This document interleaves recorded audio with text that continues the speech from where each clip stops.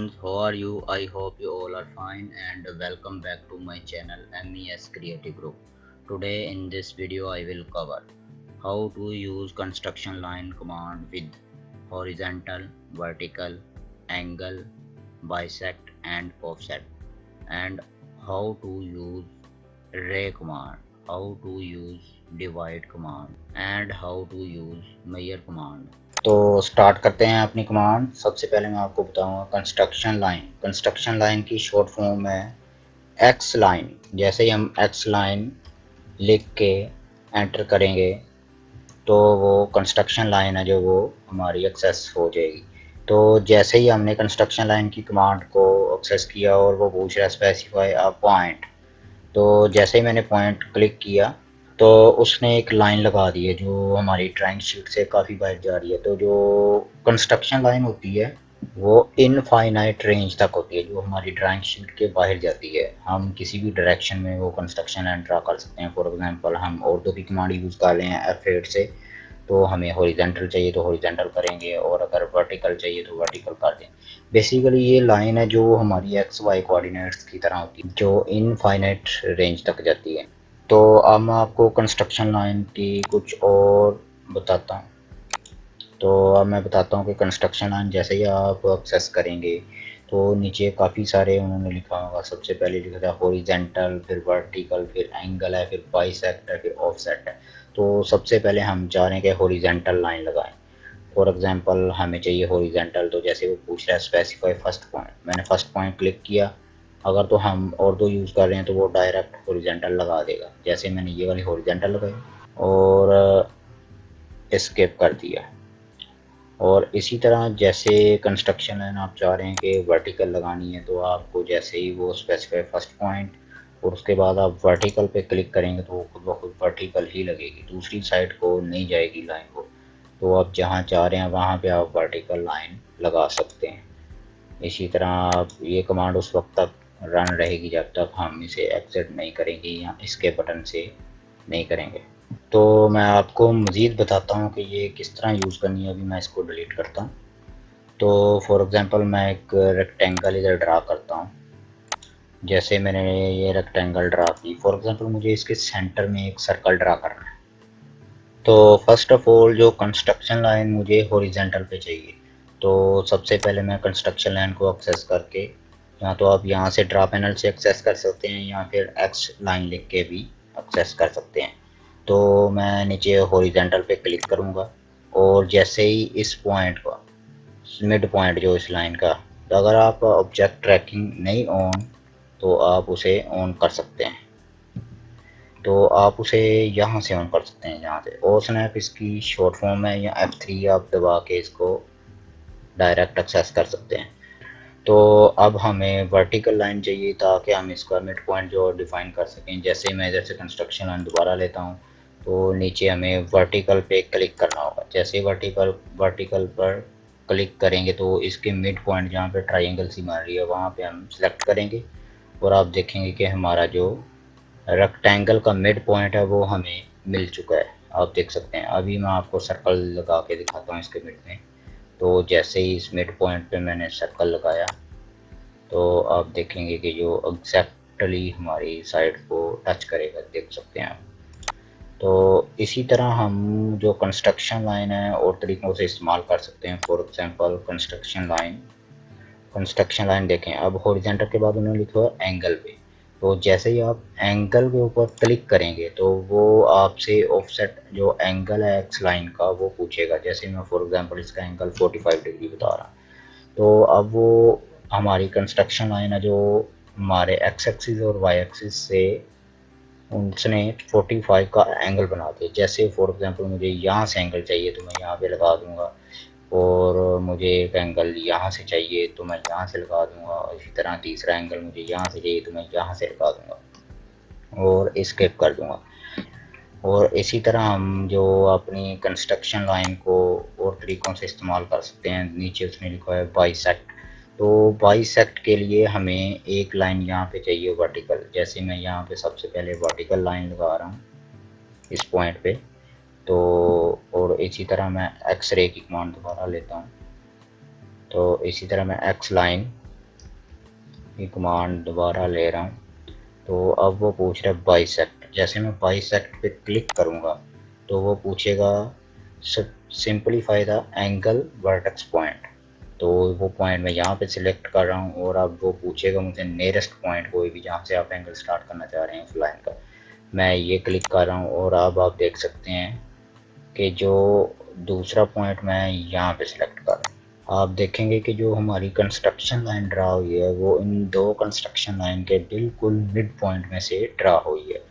तो इस लाइन को हम रेफरेंस लाइन के तौर पे यूज़ कर सकते हैं। फॉर एग्जांपल हमें यहाँ से लेके यहाँ तक एक लाइन चाहिए तो ये लगा सकते हैं। तो अभी मैं आपको ये जो कंस्ट्रक्शन लाइन है रिमूव करके दिखा रहा हूँ कि हमने जो लाइन लगाई है वो कौन सी लाइन लगाई है।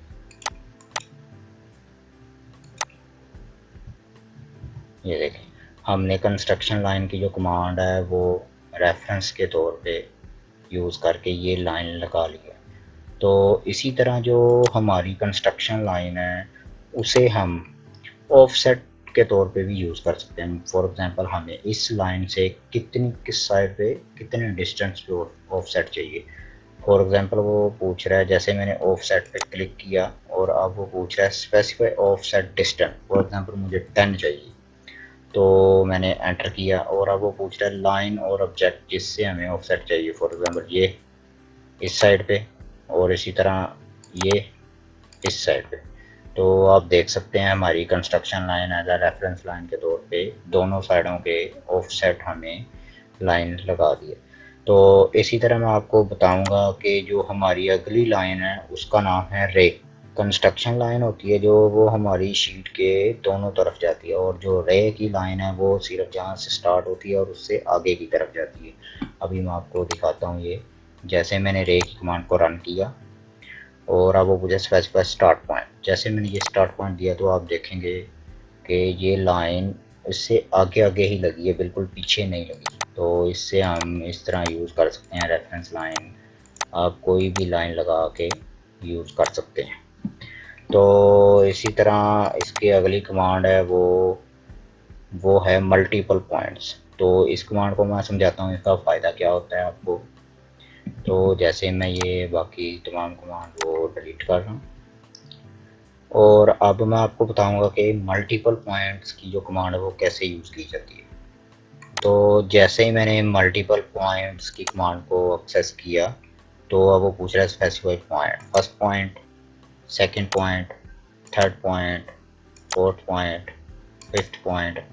तो ये पूछ रहा है, अब जितने मर्जी पॉइंट चाहें दे सकते हैं। और इसका फ़ायदा आपको ये होता है कि आपको कोई भी इर्रेगुलर शेप है जो मतलब कि आप पॉइंट की मदद से बड़ी आसानी से ड्रा कर सकते हैं। फॉर एग्जांपल ये लाइन की मदद से अब ये ये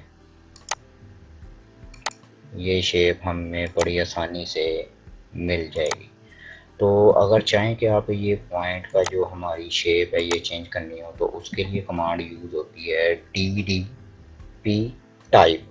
जैसे ही DDP टाइप लिखेंगे तो एंटर करेंगे तो आगे काफ़ी सारे पॉइंट के जो पैटर्न है वो शो हो रहे होंगे।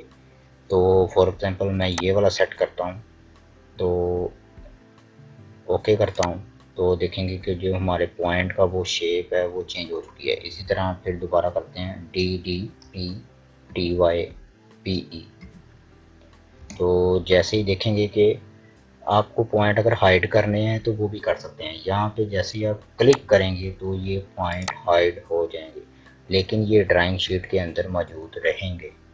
ये हाइड तो होंगे पर ड्राइंग के अंदर मौजूद रहेंगे। देखें आप यहाँ पे हमें पॉइंट नज़र आ रहे हैं काफ़ी सारे। तो इस तरह आप इसे दोबारा डिफ़ॉल्ट कर सकते हैं और पॉइंट का जो साइज़ है वो भी इंक्रीज़ कर सकते हैं। जैसे DDP टाइप लिख के एंटर किया तो जो अगर तो चाहते हैं हम के पॉइंट्स हैं वो डिफ़ॉल्ट रहें ये वाले, और इसका साइज़ मैं 10 लिख रहा हूँ या 10 फॉर एग्जांपल लिख रहे हैं। तो अब देखें पॉइंट का जो साइज़ है वो इंक्रीज़ हो चुका है। इसी तरह हम इसे हाइड भी कर सकते हैं। तो मैं डिफ़ॉल्ट कर रहा हूँ ये जो पॉइंट है और इसका साइज़ भी 5 कर रहा हूँ। तो जो मल्टीपल पॉइंट है उससे हमें इर्रेगुलर शेप, तो जो मल्टीपल पॉइंट्स हैं उससे हम इर्रेगुलर शेप कोई भी बना सकते हैं। फॉर एग्जांपल इसको किसी भी जगह पे पॉइंट लगा के शेप बनाना चाहें तो बना सकते हैं। तो इसी तरह मैं आपको बताऊंगा कि जो आगे हमारी डिवाइड की है कमांड वो कैसे यूज़ करनी है। फॉर एग्जांपल हमने एक लाइन लगाई हुई है, ये हमारी लाइन है 200 की, 200 सेंटीमीटर। तो हम इस लाइन को डिवाइड करना चाह रहे हैं। तो अब वो जैसे मैं डिवाइड की कमांड को यूज़ करूँगा तो वो पूछेगा सेलेक्ट ऑब्जेक्ट टू डिवाइड। जैसे मैंने इसे सेलेक्ट किया वो पूछ रहा है कितने नंबर ऑफ सेगमेंट में डिवाइड करना है। फॉर एग्जांपल हम 4 नंबर ऑफ सेगमेंट में डिवाइड कर रहे हैं, तो एंटर किया तो आप देख सकते हैं जो हमारे सेगमेंट है 4 बन सकते हैं, 1 2 3 और 4। तो आप देखेंगे कि हमारी लाइन को इक्वल पार्ट्स में डिवाइड कर दिया गया। तो ये सेंटर पॉइंट है, ये बीच में एक पॉइंट है। तो अभी मैं आपको स्मार्ट डिमेंशन से इसकी डिमेंशन लेके दिखाता हूँ। फॉर एग्जाम्पल यहाँ से लेके यहाँ तक, तो आप देखेंगे जूम आउट जूम इन करके आपको मैं दिखाता हूँ। तो जो 50-50 सेंटीमीटर की उसने 4 हिस्से बना दिए हमारी 200 की लाइन के। तो इसी तरह हम डिवाइड की कमांड को यूज़ कर सकते हैं।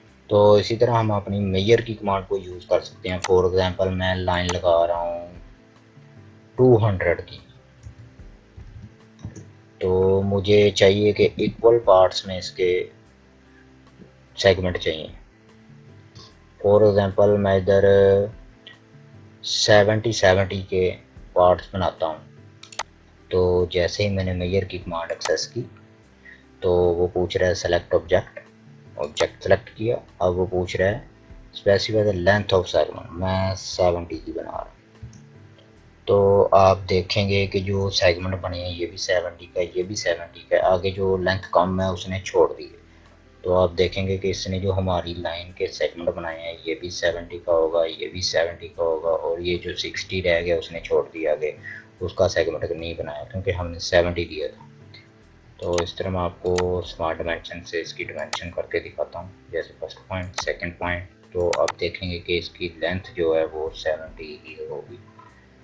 तो आई होप कि आपको ये construction line, ray line, multiple points, divide and measure की कमांड आपको समझ आ चुकी होगी। और अगर वीडियो अच्छी लगी तो लाइक करें, चैनल सब्सक्राइब नहीं किया तो सब्सक्राइब करें, और ज़्यादा से ज़्यादा शेयर करें और बेल के आइकन को क्लिक करें ताकि आपको नेक्स्ट वीडियो की अपडेट मिल जाए। तो नेक्स्ट वीडियो के लिए ओके, बाय बाय, खुदा हाफिज़।